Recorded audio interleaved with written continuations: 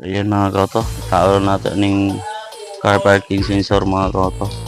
So nauman na nato ning taod o horn mga kauto. So tiwasan na to ning car parking sensor mga kauto. Let's go.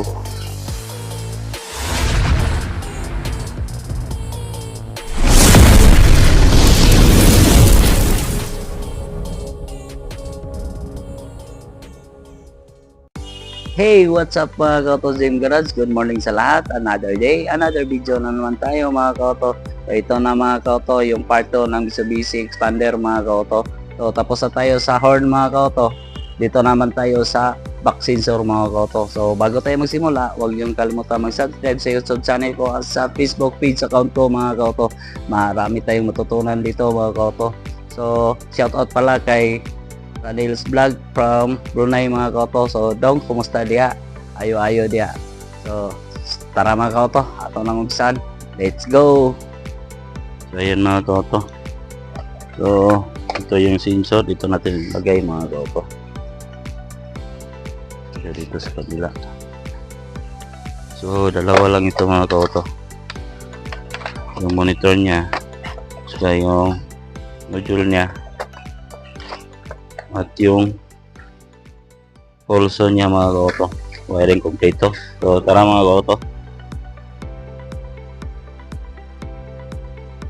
So ayan mga kauto, ato nang gi sukod-sukod mga kauto. So may manual yan mga kauto. Make sure nga mga kauto nga sundon ninyo ang manual para dili mabuang ang sensor mga kauto. Makatok niya mga kauto. Kung mag-atras ka, magsigig tingog bisag walay tao, anang imo gina siyang sukdon.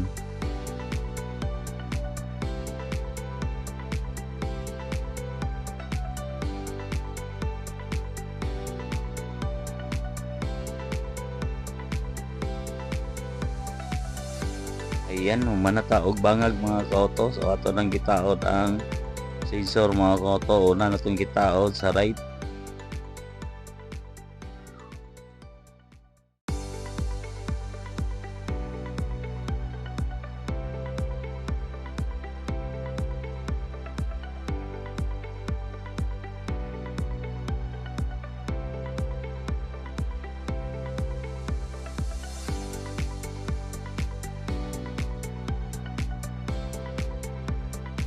Ayan, sa left naman tayo mga kauto.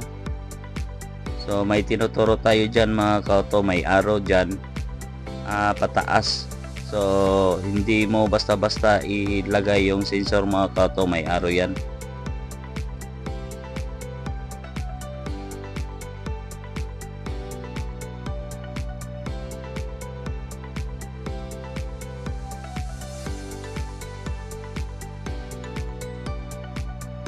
Ayan mga kauto, tapos na natin yung dalawang sensor mga kauto. Tapos magkabit tayo ng wiring. Ilagay natin dito ang module mga kauto sa ilalim. Tapos ito yung monitor niya. Sa harapan naman mga kauto. So tara mga kauto.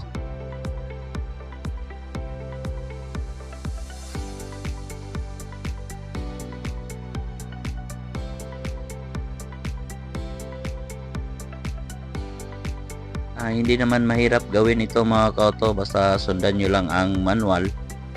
Tapos yung wiring, pusi-pusi nyo naman para malinis, parang walang makitang wiring mga kauto.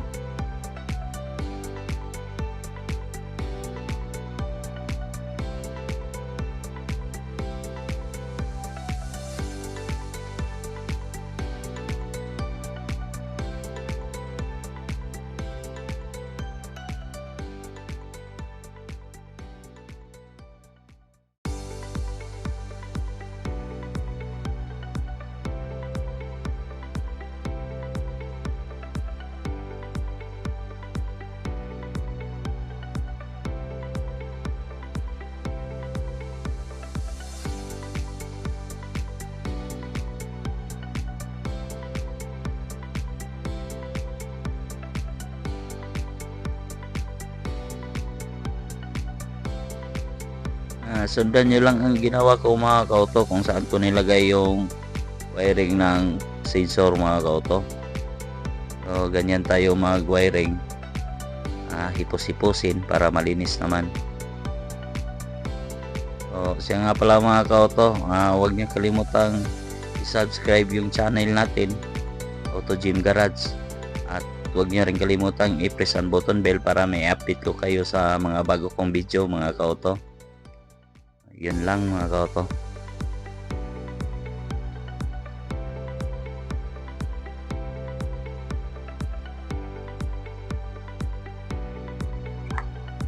So ayan mga kauto, so ito yung sa power niya mga kauto, ground, black, at saka yung red sa sa back camera, back light mga kauto. Ito backlight to, saka ito ground. So yung dalawang sensor ilagay natin sa A saka sa D, yung A sa left, yung D sa right.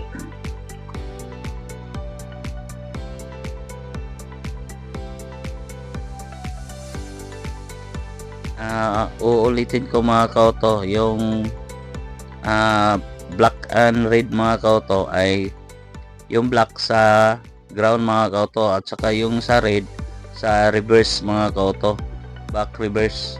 So hanapin nyo lang yung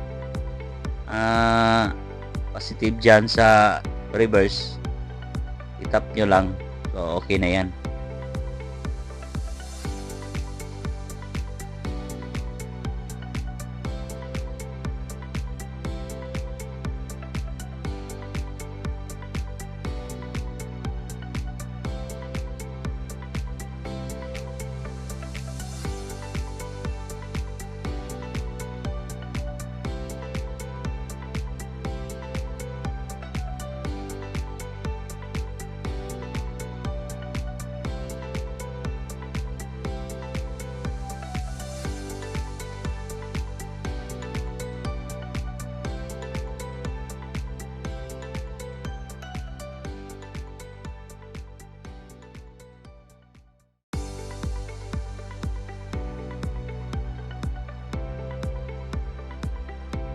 Pasensya na kayo sa mga salita natin mga kauto, saksak sinagol yung salita natin. So magtagalog tapos Bisaya, so Bisaya naman tayo mga kauto.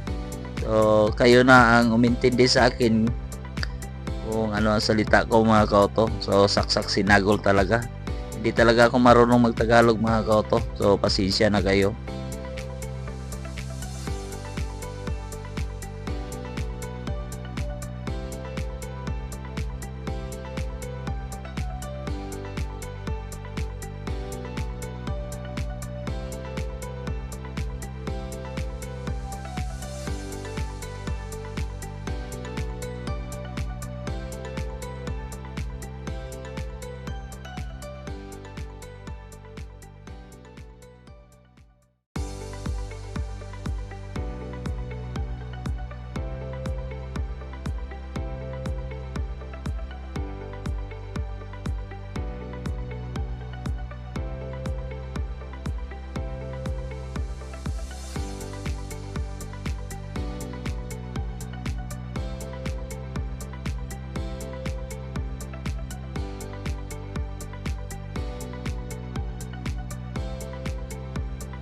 Siya nga pala mga kauto, yung sa horn relay mga kauto, so yung hindi pa marunong mag-tap ng relay mga kauto, so madali lang yan mga kauto. So may mga number yan mga kauto. So yung 30, yung 30 at saka 87 pwede yung positive or sa horn mga kauto. So sa akin 30 positive battery, ang 87 ay sa horn mga kauto. Tapos yung sa horn i-ground nyo lang yung isa, dalawa yan na terminal, sa i-ground lang ang isa. So yung 85 at saka 86 pwedeng bali-bali yan mga kauto, baliktarin nyo lang. So ignition yan at saka switch, kahit saan yan. 85 sa akin, 85 switch ground, tapos yung sa 86 ignition. switch mga ka-auto. So ganyan tayo mag-wiring ng relay mga ka-auto.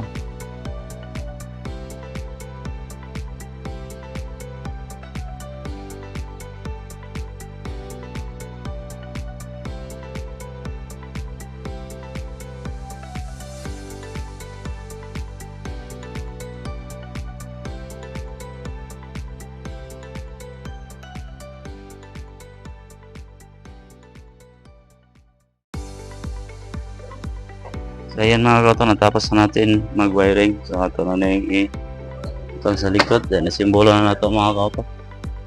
So nag-function na siya mga kauto. So ayan mga kauto.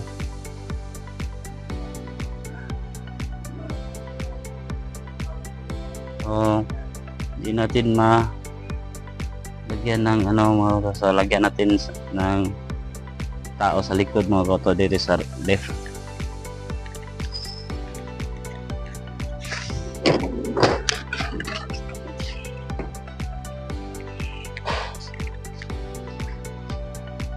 Ayan mga kauto, nag-function siya. Nilagyan natin ng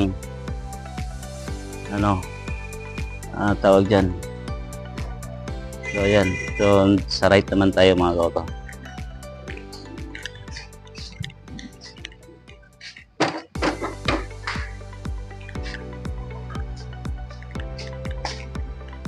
Ayan, na-function din. So okay na ito mga kauto, assemble na natin. So nilagyan natin ng object mga kauto. So nag-function man. So assemble na tayo. So ayan mga kauto, manatag symbol. So ato nang gisira, ato na nang i-release mga kauto. So that's it mga kauto. Maraming salamat sa inyo mga kauto. At huwag niyo rin kalimutan i-subscribe yung channel natin. At i-press din ang button bell para may update ko kayo sa mga bago kong video mga kauto. See you!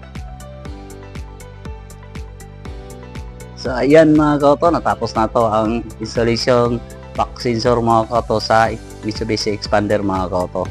So bago tayo magtatapos, huwag niyo kalimutan mag-subscribe sa YouTube channel ko at sa Facebook page account ko mga kauto. Marami tayong matutunan dito mga kauto. So that's it mga kauto. See you on the next video. Thank you and God bless.